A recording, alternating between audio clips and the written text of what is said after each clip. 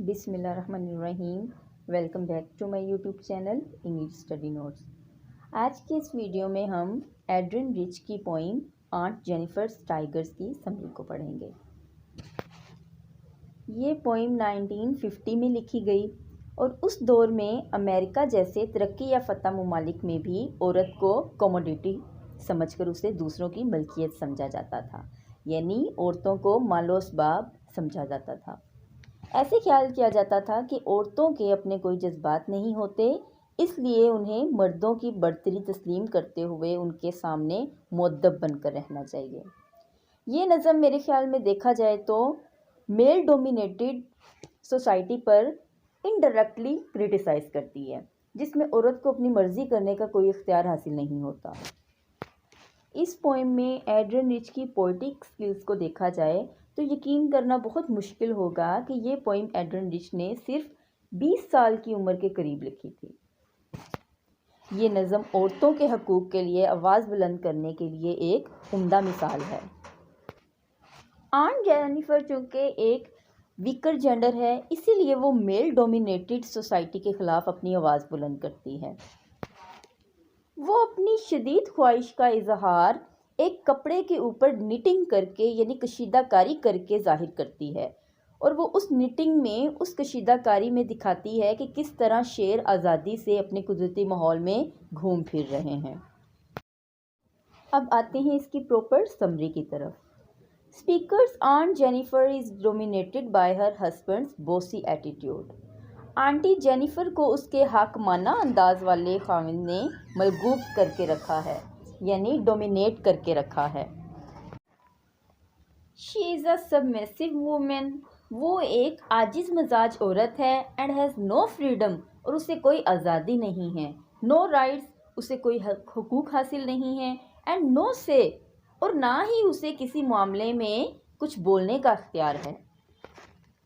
But at heart she is an ambitious woman and wants to enjoy freedom with elegance and power, just like tigers do in their natural surroundings. لیکن اندر سے وہ ایک ambitious خاتون ہے، یعنی آرزو مند خاتون ہے، اور چاہتی ہے کہ وہ بھی اسی طرح پوری آزادی اور وقار سے زندگی کا لطف اٹھائے جس طرح کے شیر اپنے قدرتی ماحول میں گھومتے پھرتے ہیں. So she starts knitting a wall hanging showing some tigers freely walking and striding in a green forest. اس لیے اپنی اس خواہش کو پورا کرنے کے لیے وہ دیوار پر لٹکانے والے ایک سجاوٹی کپڑے یعنی وال ہینگنگ پر کشیدگی کاری کر کے دھاری دار شیر بناتی ہے جو سرسبز جنگل میں آزادی سے گھومتے پھرتے اور ہلکے پھلکے انداز میں بھاگتے ہوئے دکھائی دیتے ہیں. The tigers are not afraid of anybody and walk around like brave knights of ancient times. یعنی وہ شیر کسی سے بھی خوف زدہ نظر نہیں آتے اور قدیم زمانے کے بہادر سورماؤں کی طرح پروقار انداز میں چلتے پھرتے محسوس ہوتے ہیں. Since she started her knitting work after finishing all the routine activities of her household, now she has exhausted and cannot even pull the needle through the cloth. یہ خیال کیا جاتا ہے کہ آنٹی جینیفر کشیدہ کاری کا یہ کام اپنے دیگر گھریلو کام نپٹانے کے بعد کرتی ہے، اس لیے وہ یہ کام کرتے کرتے اتنی تھک چکی ہے کہ اب اس سے کپڑے کے آر پار سوئی بھی نہیں کھینچی جا رہی. Her married life has made her timid and in the presence of her husband she is no more than a slave. Therefore, she fears difficulties in finishing the wall hanging.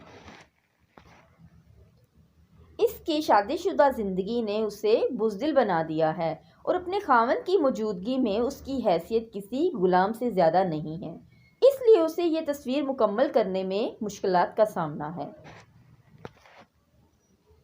Her hands are tired and terrified of his presence. یعنی اس کے ہاتھ تھک چکے ہیں اور وہ گھر میں خاوند کی موجودگی سے خوف زدہ ہے. Aunt Jennifer is so much subjugated by her husband's domineering attitude That she feels that even after her death, she would remain afraid of him. यानी आंटी जेनिफर अपने हस्बैंड के तहकमाना रवैये से, बोसी एटीट्यूड से इतनी मगलूब हो चुकी है कि उसे खतरा है और उसे खदशा है कि उसकी मौत के बाद भी वो अपने खावंद से खौफजदा रहेगी. She cannot demand her freedom from her husband, so she fulfills her aspirations by knitting the free and fearless tigers on the wall hanging. उसमें इतनी जुर्रत नहीं कि वो अपने खावंद से, अपने हस्बैंड से आज़ादी का मुतालबा कर सके, इसीलिए वो अपनी ख्वाहिशात की तकमील बेखौफ अंदाज में भागते फिरते शेरों की कशीदाकारी करके करती है. इसके साथ ही हमारी आज की वीडियो ख़त्म होती है. मिलते हैं नेक्स्ट वीडियो में एक नए टॉपिक के साथ. तब तक के लिए अल्लाह हाफिज़.